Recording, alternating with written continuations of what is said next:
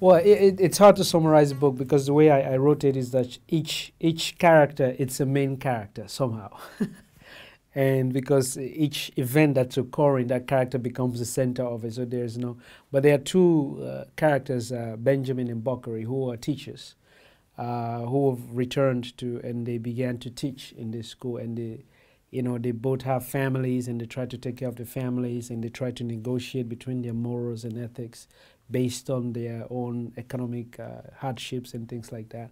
And this friendship develops, and of course something happens to one of them, and the other moves away from the town they'd returned to try and find a stable place within the context of the novel, somewhere to stay to take care of their family.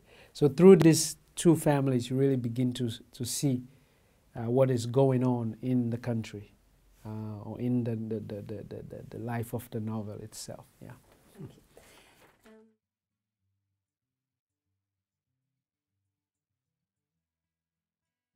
What I'm trying to get at in the novel is that the question of happiness, it's not the absence of challenges in one's life. And that's what these characters try to introduce to you, that when happiness is not that for 1 month, 2 months, 6 months, you're completely happy, there's no problem whatsoever, not even a small one.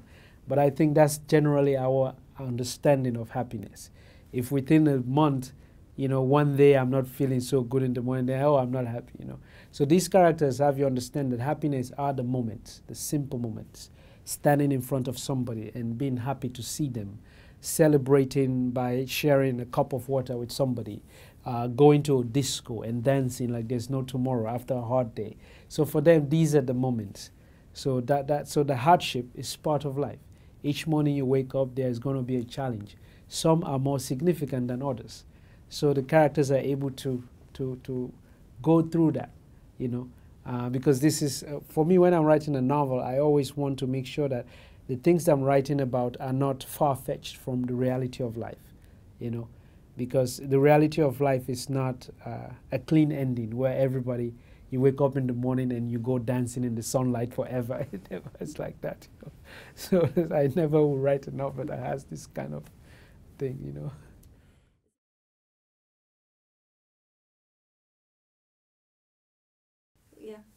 Yes, I mean, I think the natural world shapes people, and the environment, the nature, these have an impact on people's moods and behavior. And I grew up as a boy in the countryside. I was a village boy, so I've seen firsthand how the way human beings behave affect nature and vice versa, how nature behaves affects people. For example, just generally speaking, anywhere in the world, when there's been a bad weather for a couple of months, it's dark, there's no sunlight, everybody's in a bad mood. When the sun comes out, everybody gets a little, So just a simple thing like that you can see. But in this context, people are more in tune with nature, and also when I write, for me, nature is not a bystander. Nature is a character as well. The way the trees would sway to the wind is an implication of something to come. The way the sun will move and the cloud will move is an implication. So nature is also, there are characters in my work as well, because I see it corresponds to how people function and how people react,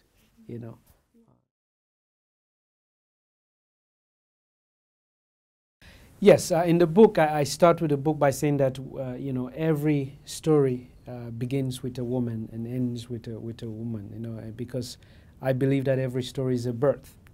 And of course, who is responsible for a birth? Women. But I also believe that, particularly, I wanted to paint a picture of the African woman generally as somebody who is very strong, which is who they are. They are able to adapt and thrive in a world that is more difficult for everybody, but even more so for them. But they're still able to thrive and take care of a family and do all of these things and come out. So you see a series of strong characters in this narrative that really show that, when there's a war, when there's any devastation anywhere in the world, not just on the African continent, women bear the brunt of it, the heaviest brunt of it. But yet they're the ones who return and try to build first and rise up and keep families together. There are countless research that have been done that if you give a woman an education and empower women economically, they are more likely to actually stay in their home and take care of their home than if you do to a young boy who will flee to the capital city and do something else, you know. So in a way, in this novel, I really wanted to show the strength, the beauty, the strength of the women of my culture, because I think oftentimes it's not shown. So even in the midst of this hardship, their beauty remains, their strength remains. Of course, they have some weakness too, as every human being, but they're stronger than everybody else, you know.